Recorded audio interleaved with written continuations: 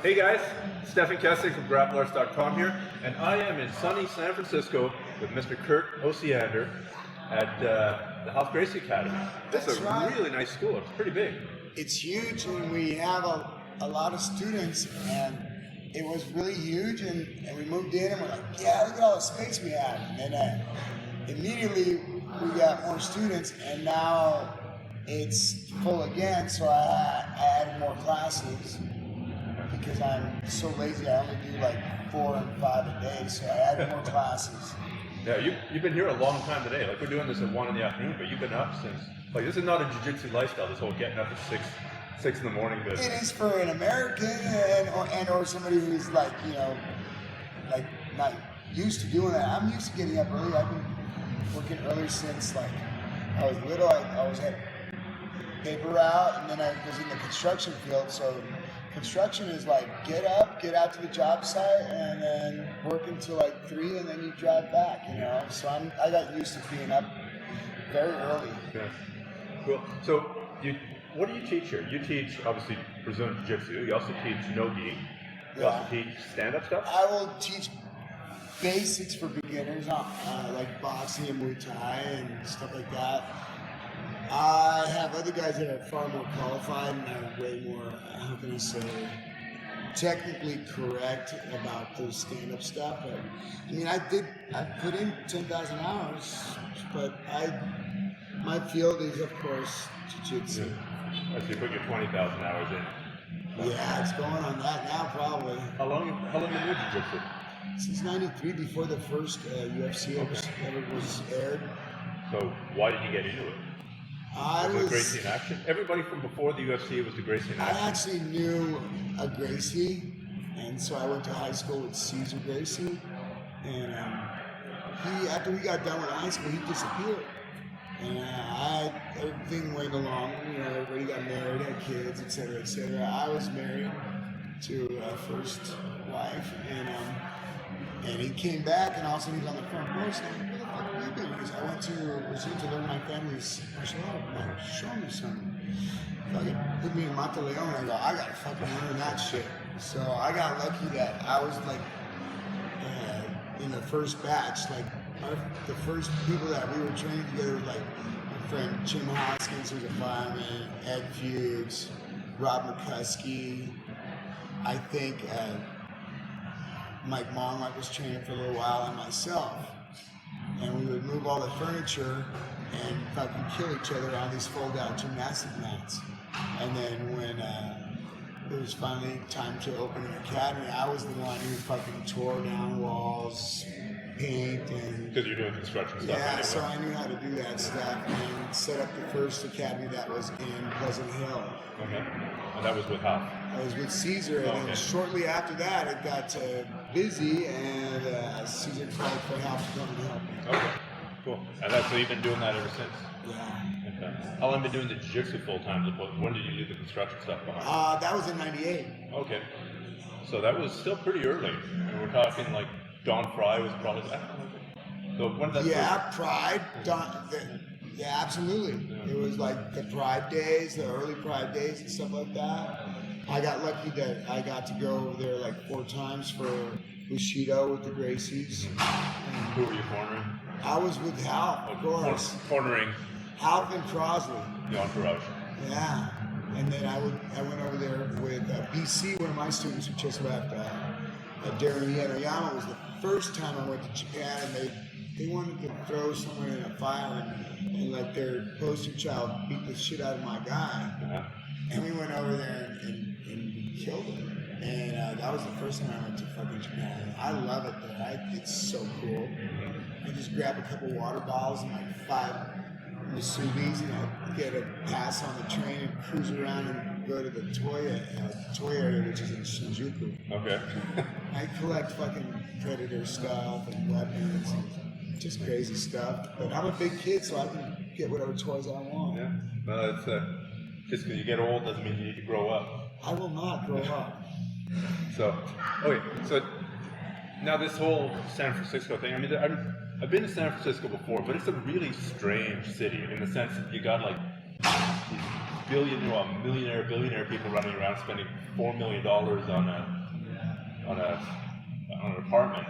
You got like super poor people. You got tenderloin area. Like, you got everything. Yeah. You've got everything. In fact, like me, I've been here in this location, and in the beginning, I was like, holy crap, it's just fucking weirdos, homeless, and fucking gigantic transvestites, and you witness like atrocities daily. And then as I want to say like 2 years ago, like all of a sudden stuff started getting cooler there. A brewery opened up next door. Who'd think that a brewery would actually improve a neighborhood? It did, man. It's a nice craft brew thing. Across the street, that now is how you doing, Jeremiah? And then across the street, like opened up.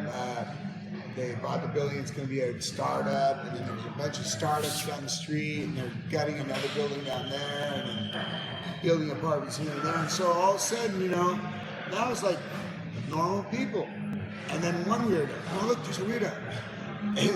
But it's a nice change, It's like, the shame about San Francisco, it's a really cool city, and it's got its sides and everything, but man, it's covered in fucking human piss and shit. And that's because everybody in the whole country gives the dregs of society a free fucking ticket to come here and get fucking free money. And it's not fucking free.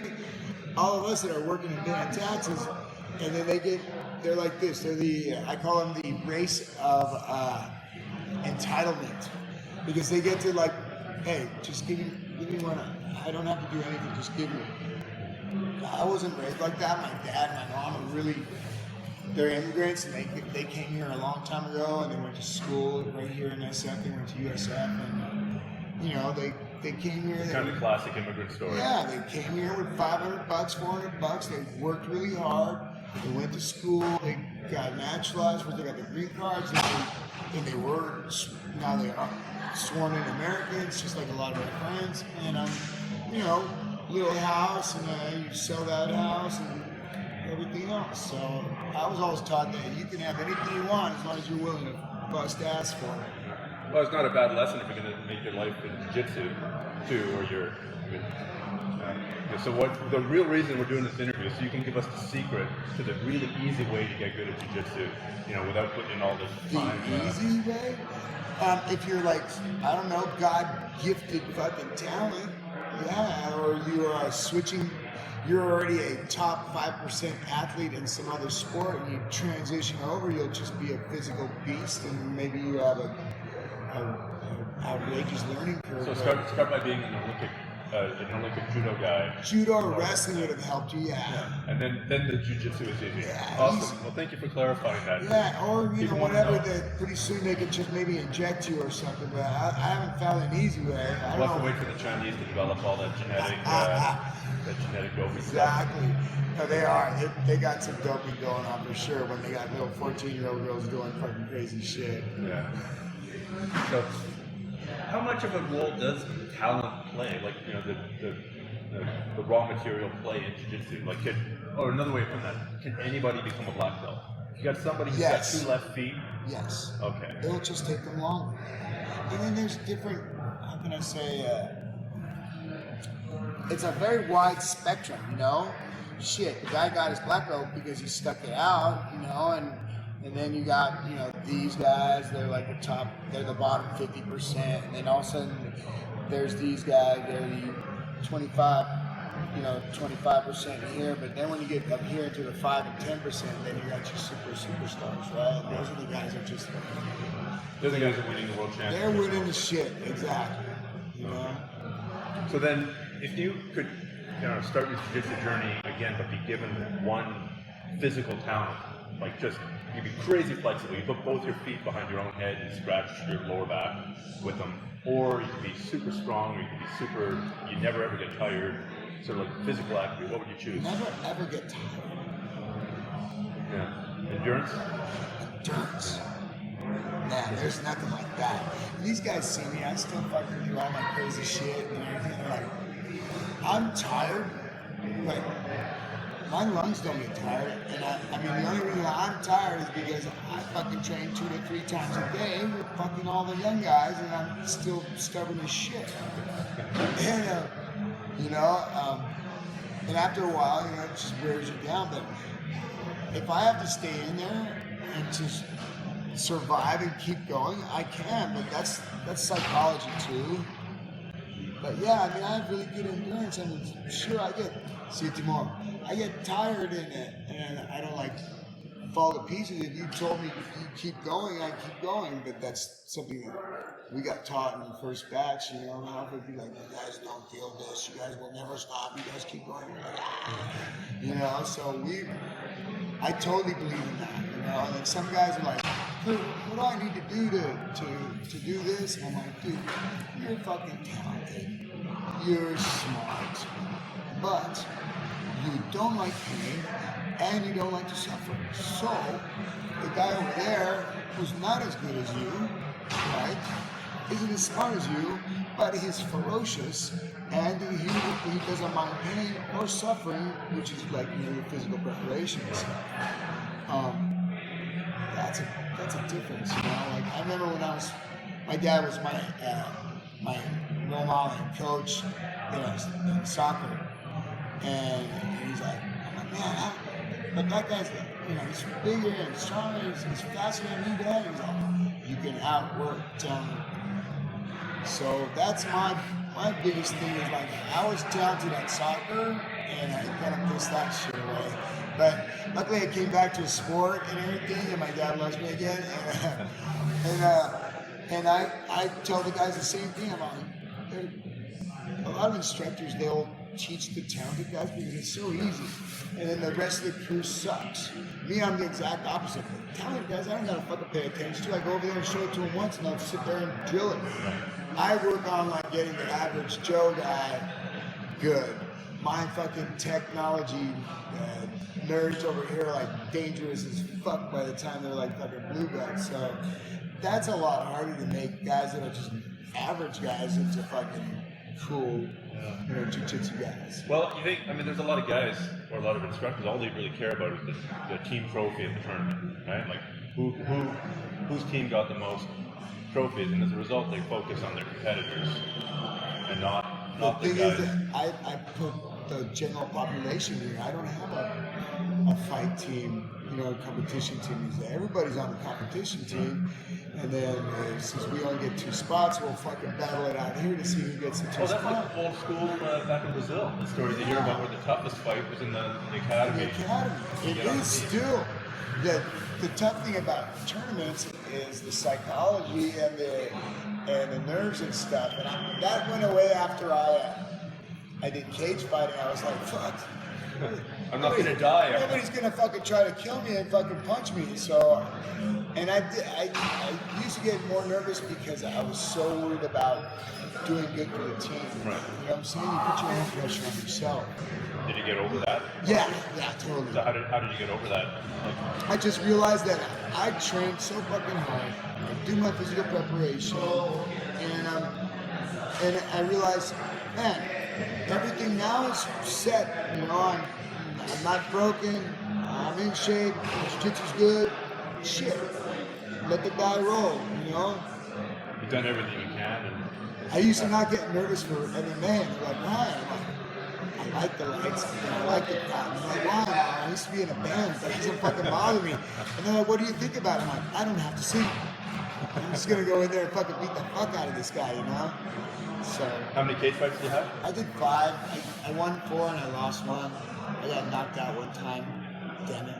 And I was supposed to just do 1. I was just testing myself because you always want to emulate who you respect, so I want to be like Ralph. I have to test myself. Am I brave enough to do this? And I did the first one. I was like, fuck, that was the best thing I've ever done in my life. It's addicting. Yeah. So then I would get ready with the other guys on the team. Helping them in their camps. We would do their camp. I would do your camp. I would do your camp. I had fucking Luke and Joey and James and Chris and Evan and fucking Nick Diakis and fucking Jake came over here and trains with us. And we had a really nice Kush Bean, and fucking my buddy Sapone did one. And, you know, everybody who did, you know, who was going to fight, we got together. We got ready together. But this isn't like sort of California underground scene? No, this was like King of the Cage and Strikeforce. Okay. And then Chris Carter also went on to UFC. Or after they robbed Luke in Strikeforce against Galvão, Luke took his what he saved up and opened up Seventh Son Tattoo. And he's still so fucking good, man. But now he's super busy and very successful with one of the top shops here in SF. So if you want to get a tattoo, you better fucking make an appointment 3 months in advance, or else you're not going to get tattooed. Is that who did most of your tats? Yeah, Luke did both my arms. Or Yuto did my leg. Joey did this leg. My back's done by Trevor Dalton. And what are you gonna put on your face? nothing on my face. Come People, on. yeah, people who tattoo their face, I forget what the percentage is, commit suicide. And Luke is vying for my whole front here, so we'll see what Should open happens. the bidding process. Like, see how they can sweeten the pot The for thing you. is, like, I was Luke's black belt teaching him jiu-jitsu. Now he's my black belt teaching me how to draw and do art and shit. Okay. It's so awful because I didn't fuck with those guys that much. They were very good students and listened very well. I am too, but I'll like go over there and I'll be like John. And I'll leave, go bathroom, and I don't know what these guys do. And I'll come back and there's just dicks all over my drawing. And I'm like, motherfucker. And I go over my stuff and there's fucking gay, homosexual fucking pictures. I'm like, fuck. You know? Wait, are you doing a live drawing or something? Or where are you doing this drawing? I'm at the tattoo shop. Oh, okay. So I'm just sitting there, you know, doing traditional or Japanese style or whatever, you know, Luke and the guys want me to do. I'm trying to get 10,000 hours of that somewhere. Oh, you want to move into after tattooing? I'd like to be able to do it, yeah, but mostly I started to do it because I was artistic before, and I set that aside when I was, and threw out music and my art just to do jiu-jitsu. Right. Well, I mean, people talk about making sacrifices, but that's kind of thrown out there. But it means you got to sacrifice something. You got to there got to be something that you want to do. Something has to, like, those hours that, you know, now it's really cool because I get done here and I go get lunch and then I get to switch the channel and fucking do art and paint and fucking read away. And it's really fun. And so then I put out some art prints and then like people contact me like, hey, you send me a print or fucking do a painting for me. And I'm like, heck yeah, I'll do an art piece and send it to the person and I'm really stoked. So we got Leonardo da Vinci, Renaissance man right here, folks. Hope you're. I would like that. I would like to get that good, man. Later. You just need to have like some dissections going on and do drawings with the dissections. I'm doing all kinds of crazy shit. And then they're like, what would you pick next if you wanted to get another 10,000 hours in something? I'm all sword fighting. And they're like, what? Oh yeah, like there's these leagues where these guys are in full plate, fucking with blunted swords and whatever, and they go after each other. And Luke was showing it, and one of his clients does it, and then he's like, what do you think? I'm all, that's so cool. So would you do it? I'm like, I would, but I don't have my own armor. And he goes, we'll get you armor, Kurt. I'm like, fuck yeah. So that's what I would do. Like, I have all the ancient sword manners, like copies naturally, but like from Germany and Spain and everything like that. And I collect all kinds of ancient weapons and stuff like that. I've seen some of those, and I got like a lot of it looks really good, but I bet some of it they were taking the piss out on the reader. Like they're putting in some crazy ass shit that would probably never work. It's like, let's see if we get. It's like guys putting stuff on the YouTube. You know, like the Beetle Mud Guard or something. Totally. Like it could be like. I mean, there are some things in there, and I'm like, what the fuck? Or maybe those were like the Inside Kung Fu magazines of the day, where you had some Holy like shit. crazy guy like, here's an 18-point ninja technique. They're pretty sensible. It's a lot like boxing. It's a lot of angles, you know? So that always has interested me. Well, maybe books were so much more expensive to produce back then that they didn't screw around with you. Yeah, exactly. You couldn't fuck with me. That's exactly true. Yeah. So I like that era and everything. I got a bunch of cool stuff. I have some really cool antiques. And that's what I like to get. I'm not really into fucking expensive cars and watches and such, and clothes. For sure not clothes. I don't need that very many clothes to do jiu-jitsu, which is nice. But I like fucking weapons. To totally change track, let's talk a little bit about how sort of jiu-jitsu training has changed. Because you were there, you started really early. You started with one of the hardcores of the sport, Ralph Gracie. I mean, technical but hardcore, I think is a fair we like to put it technical savagery. Technical savagery.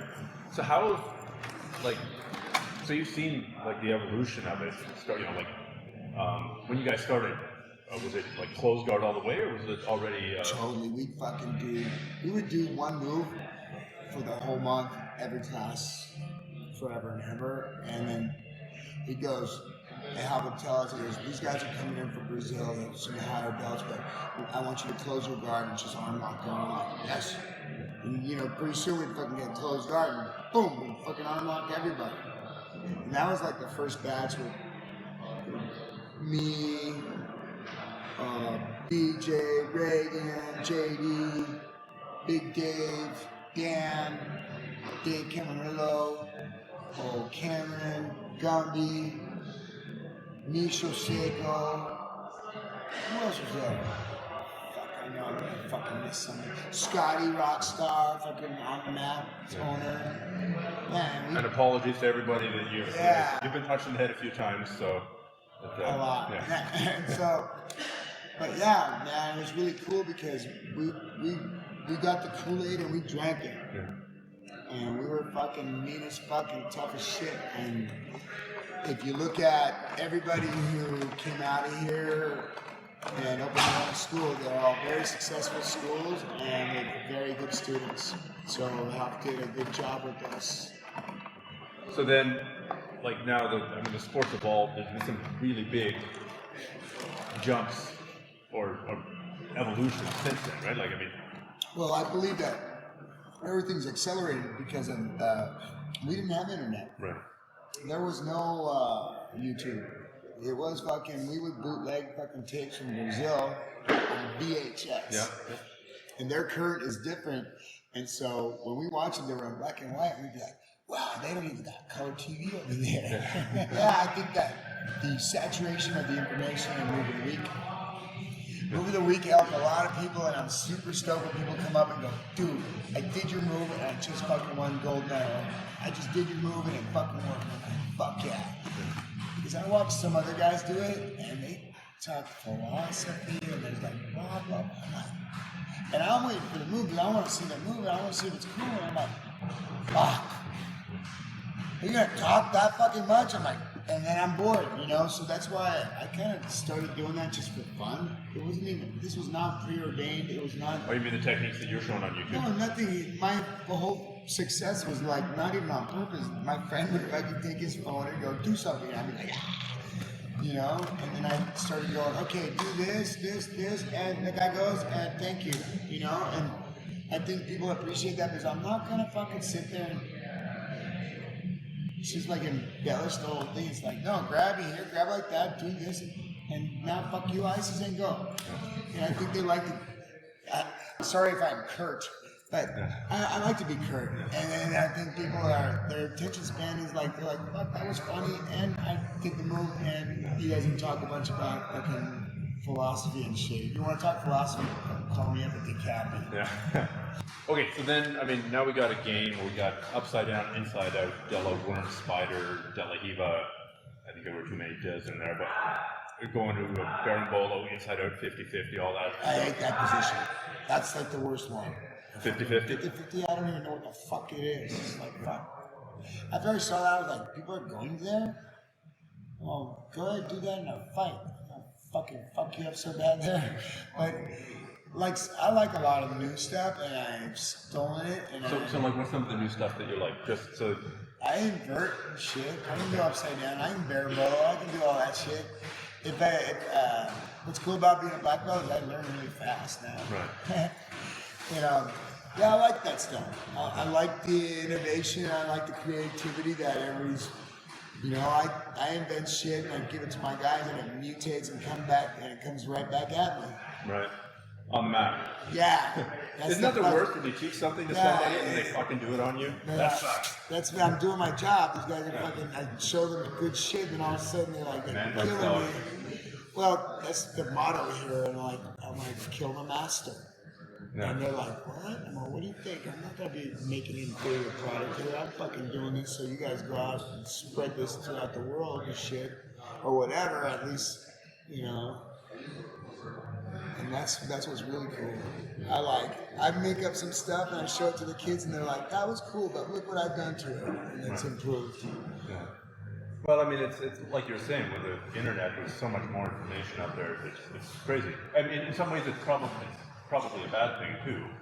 But in some because these guys can do all kinds of crazy cool shit, but they don't have any basics. Yeah. Escape from the now. Oh, what about you don't even do your elbow escape right, but you can fucking fly upside down through the sky. Yeah. Do you think that it's your MMA background maybe that sort of keeps it real, or like in terms of what would work? The thing that makes it really cool is like the guys will like do stuff to me and I'll be like, ah, and then they go, fucking stupid 1996 jiu-jitsu, you know, but it will always work forever and ever because I have really solid basics. Mm-hmm. You know, guys will fucking pass my guard and do stuff like that, but I can either go to my knee, put back in the guard, and if I get in a shitty position, I was in so many bad shitty positions that I got good defense, and they're like, how come you like get such good defense? I'm like, yeah, well, you got fucking help jumping on you for a fucking hour at a time. You start to defend pretty well, and to this day, that's the only thing I fucking saves my ass. You know, my basics and my basics and my good defense. So what do you call a basic? Like, what in your mind? What are the basics? How about? Or what are some of the basics? Some of the basics: upa, elbow escape, put into guard. Well, arm lock from the guard, simple sweep, man, all the meat and potatoes of jiu-jitsu, it's fucking really quite simple and effective. You know? Those guys mount me and they're like, man, I fucking tap everybody. And I'm just like, how come you get out of it? And I was elbow escaping them all. We used to get mounted and Hal would grab something and he'd go, get out of there. And we'd be like dead tired. And he'd start fucking either whipping or beating your feet to get the fuck out of that mount. And you'd fucking get out of there right, otherwise you'd get arm locked or choked, right? So the old days, the imperial conditioning was very strict. So now, I mean, the argument for stuff like 50-50 is you got to know it to defend against it if you run into a tournament. How do you deal with that? I ask my guys what I should do. Okay. Well, and that actually shows humility. Dude, I learn a lot of stuff from these guys. A lot. As sometimes, you know, I'm showing this and they're like, nah, man. I'm like, look, you gotta learn this because trust me, you'll spin it and make it different and it'll be cool. Then you can make it cool. It seems like a lot of schools have got guys who've got jobs where they're sitting at a computer all day, and instead of working for their boss, they're spending half their time on the internet going through every last aspect. As long as they get their projects done. Yeah, as long as they get their project done, they can act like the filters for the school, and they can come back and go, well, yes, actually there are 18 variations of this move. Dude, there are guys like that here for sure. They're smart. Smart people really fucking learn and retain. Like one of my students, he got hit by a wave while he was surfing. And totally, like his leg was like this in the water, and he sat out. He was out for like 6 months and came back. And his jiu-jitsu was perfect. It was not fucked up, and it's because he's one of the tattoo guys over there, Jeff, and they see stuff. You know, like the pictures and images. They're good visual learners. Yeah, so it was like locked in there, and he knows how to do it. And he doesn't hurt that he's a deep sea fucking spearman with no tanks and shit. He's got good lungs and endurance. I hate those people who can just see a move once and then do it. Yeah, I hate them too. But I guess they're naturals in every sport. But as you point out, it's not the most important thing. Yeah, there's a lot of different facets, right? It always will be. And, you know, if you can find out what facet he's not so good at, that's the one you exploit. The nearest weapon to the weakest target. Exactly. It's always been that, right? So, if you got guys getting ready for a tournament, like let's take that. There are a couple different schools of thought. Some people say just train, just do jiu-jitsu. Other people say do jiu-jitsu and run. It's beyond that. Okay, so what is your approach for yourself and for coaching yourself? I kind of tell what I used to do for MMA. It's like a 6 to 8 week camp, ramp up. You know, you're doing your jiu-jitsu, you're drilling, you are eating correctly, you're dropping your weight already and not cutting it that week so you feel like shit. And you're cross-training, man. You're training like a professional athlete. Right. So, what, are you like running? You're running, you're either running, jumping rope, you're doing kettlebell with Patrick here, you're doing your cleans, your deadlifts, you're doing muscle endurance, which is low weights, high reps. You know, you're doing all that stuff. Sprints, box jumps, pull-ups, push-ups, everything, all the above. I mean, jiu-jitsu is a lot of hard work, right? And like you said, the ability to suffer helps a lot in getting good at it. So I'm guessing you would argue that this would help with the rest of your life as well. Yeah, absolutely. So, like, do you have any stories or examples of people who've used it for improving their... The way that I see it is like the guys are like, that stick to it, especially jiu-jitsu, they do the same thing in life. It's like, no, they're not going to give up. They're going to keep going after it until they get it done, which is that's a huge big deal, you know, to be able to persevere and continue to hit your head against the wall until you are successful. So that's really good. A lot of times these guys devoted their 10,000 hours or 20,000 hours to just filling their heads and then neglected their physical being, which I think you have to be able to do. You got to be balanced, right? You got to be. I'm not as smart as them, but I know stupid stuff, a lot of stupid, useless facts and information. But if you have to be smart, then you also have to be in tune with your body. So I think that they get in shape here. I get them more confident. The confident filters over into real life, which will make them more successful, et cetera, et cetera. What do you think about the whole gi versus no? I'm just throwing different questions at you that my readers wanted to ask you. So you teach gi and you teach no gi, and you've got background in MMA. So what about this whole gi versus no gi argument? If you want to be a no gi champ, you should only do no gi. No. Okay. You have to train in your gi all the time. Okay. And why? Because Ralph said so. No, that was I asked him the same question a long time ago, and he goes, if you train in your gi, your movement will be more accurate than a person who doesn't. Because they're depending on the slipperiness and the, how can I say it, the looseness of their game, because it's not as proficient. But if you're used to moving real good in your gi, when it's like you're wearing Velcro, your movement will be more accurate and is always going to be accurate whether you are in or out of your gi. So if you had a guy getting ready for, let's say you had a purple belt or brown belt getting ready for a no-gi thing, let's say EBI or Polaris or whatever, Abu Dhabi, how would you work the gi training in there? How much of it, how often? Obviously, probably less as you get closer to the tournament. Absolutely. Like me, I would be in my gi and doing MMA and no gi and fucking striking and everything all day long, and then about 2 weeks from the fight, I would stop wearing my gi. That's it, man. I was wearing my gi all the time, man. Because there's an endurance that's also built up because of the traction and pushing that you lose when you just do no gi. You know? Did you ever think about fighting in your gi, Royce Gracie style? Fuck no. I mean, that was frank and blatant. No, he was hoping that it would drive the opponent off, but that was when the information war was on. It's like, we know this and you don't know that. But then all of a sudden people started going, oh, let's fight anti-jiu-jitsu style. And then it started going wrong with his theory of wearing the gi. And now they're like, pulling your hand. Hockey fighting. Yeah. Yeah. So, yeah, I won't do that. I got lucky. Ralph's fight black belt. He always used to say that. He goes, you know, this is sports jiu-jitsu. It's fun and cool and everything. But remember, jiu-jitsu is for fighting. Yeah. And so I got lucky. I got raised like that. So you think it's got a pretty high carryover to self-defense as well? Absolutely. Now, do you still teach the old, like, the Gracie self-defense techniques? Yeah. Okay. The guys always ask me about it. They're like, what did you do when you were a bouncer? I'm like, I did self-defense to everybody. And they're like, what? I'm like, yeah, I didn't beat the fuck out of people. I fucking self-defense them and walk them out. Okay.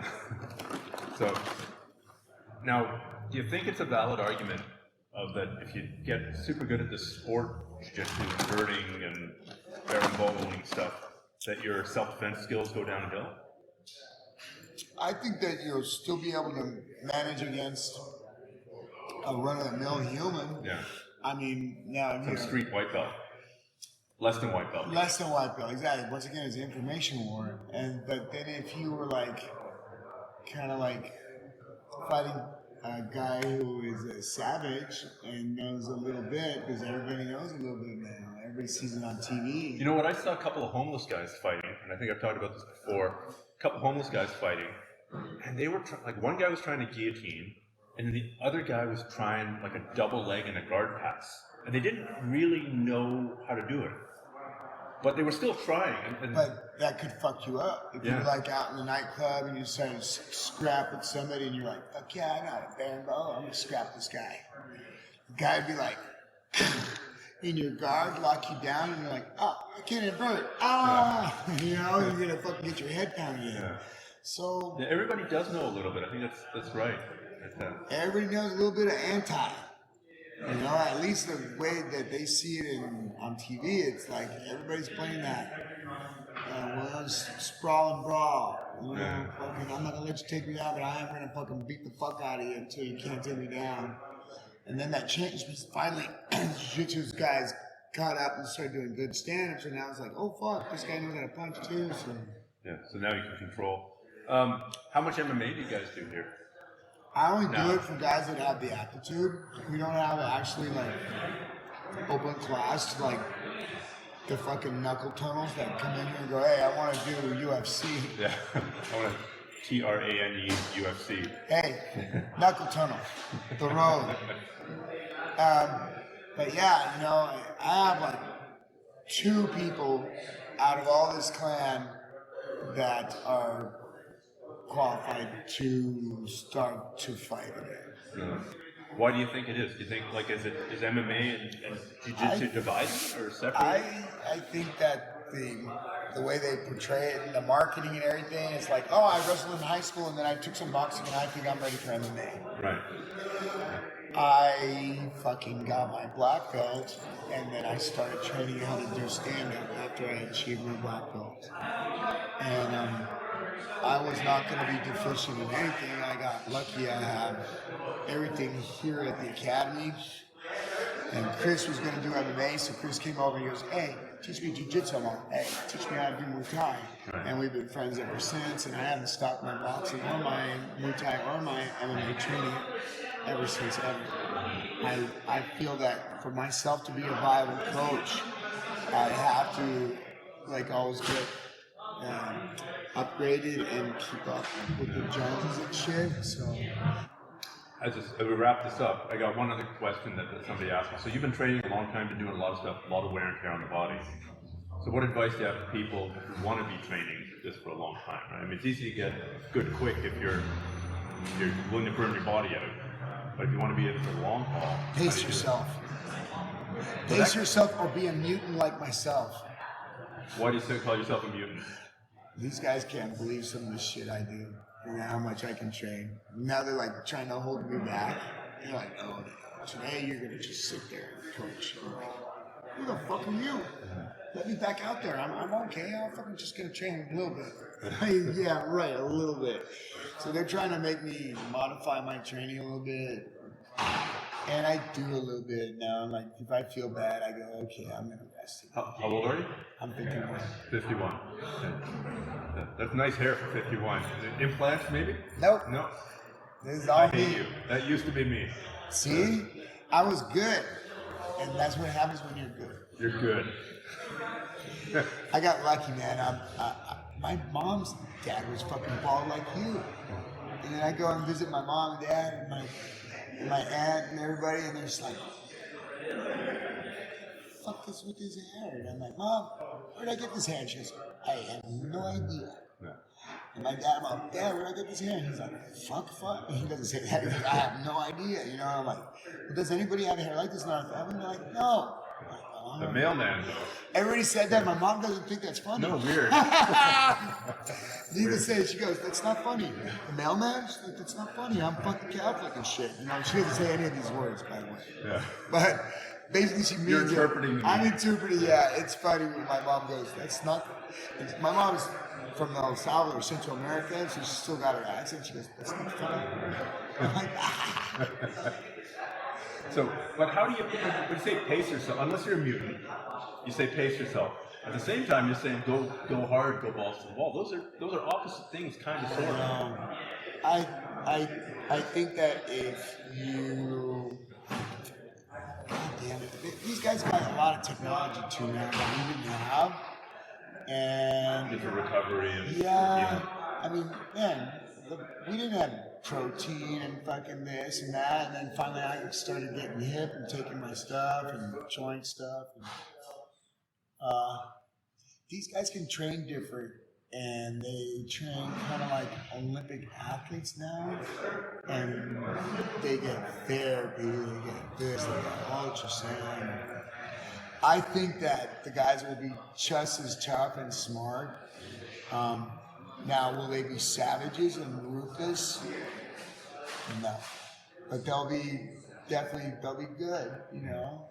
There always will be an anomaly like that. I'm thankful that I got brought up the way I was. The guys that have the aptitude, they get the treatment like I got the treatment. And so that's why the guys here do really well in all the venues, man. Yeah. In every venue, gi, no gi, MMA, fucking you name it. Mm-hmm. Well, nobody says, like, oh good, I'm going up against the Ralph Gracie guy next. No, nobody says that. Nobody should ever say that. Yeah. In the old days, we were such fucking evil fuckers. We would fuck each other up, which was stimulated by Ralph talking shit to each other while we were fighting each other. Or he would wait and then fucking put a thought in your head for the next time we trained together. And he'd be like, wind him up and let him go. Yeah, he just fucking watch us fucking just kill each other, arm lock the shit out of each, choke each other unconscious and shit like that. So that was not a good thing, but it was. But it worked. Because then when we'd go to tournaments, we'd be like, and then we would line up and they're like, and that number something is so-and-so from this, and then also so-and-so from Ralph Gracie. And you'd see the guy fucking break psychologically because he knew that if he did not tap, he was going to get fucked up. And we would fuck guys up and we would lose, but the other guy couldn't go on to the next round. So that was our legacy. We'd line up and everybody would be like, fuck, tap really fast when these guys catch you. That's already fucking you up. Yeah. You've already taken it. You're already on the defensive now. Yeah. And that was back in the day when you had things like neck cramps and the stuff like that. Yeah, the stuff you can't do now. Yeah, more leg locks were legal. But I believe we had knee locks when we were purple back then. Yeah. It's amazing how much stuff is rules do make the art. It's like there's. And these guys, the smart guys, they're so fucking smart that they're fucking playing with the rules just like fucking people do in real life. Sure. Well, anytime you got a set of rules, you got some guys sitting there spending all their time trying to figure out how to game it. I know. And I fucking hate that. you just want to wind them up and let them go and let the biggest savage win. That's what's fucking cool about. I like going to the tournaments because I get to see all my buddies that I don't see at all from all over. They're like, Kurt. They remember me when I was blue and purple belt. And now they're it's cool. I really enjoy myself. Well, for all the people who can't come to California and hang out with you or train at the school, they should follow you on YouTube. You put out some really good stuff. They should follow me. They should have me over to their academy, and eventually, when my dog goes to college, code word for dies, I will start to do international stuff and go all throughout the world and see everybody. Yeah. So you're looking forward to that traveling? Yeah, I'm not looking forward to my dog dying, but I am looking forward to go to a lot of places that I have not seen. I got lucky. I have immigrant parents, so I got to see a lot of the planet. And then jiu-jitsu has taken me a lot of cool places too. Yeah, it's amazing. I mean, you must get them too. I get emails from Iraq, Iran. I'm really big on supporting our military guys. Mm-hmm. I'll fucking go anywhere and fucking teach those guys anything they fucking want. And so I'm mixed up with the Mission 22 guys. My sponsor, Show Your Roll, is super fucking bomb ass cool with Bear and Roach. Those guys fucking hook it up for me. And then Q5. Who else? Bauerfein and everything. I'm so hooked up, and I got so many T-shirts. You know? And a closet full of geese. Oh yeah. Awesome. Well, thanks so much, man. Pleasure. I'm sure people will find this really useful and At least amusing. at least the music, but I think it's going to be a lot more than that. Cool. Okay. Good luck with your training, man. Thank you.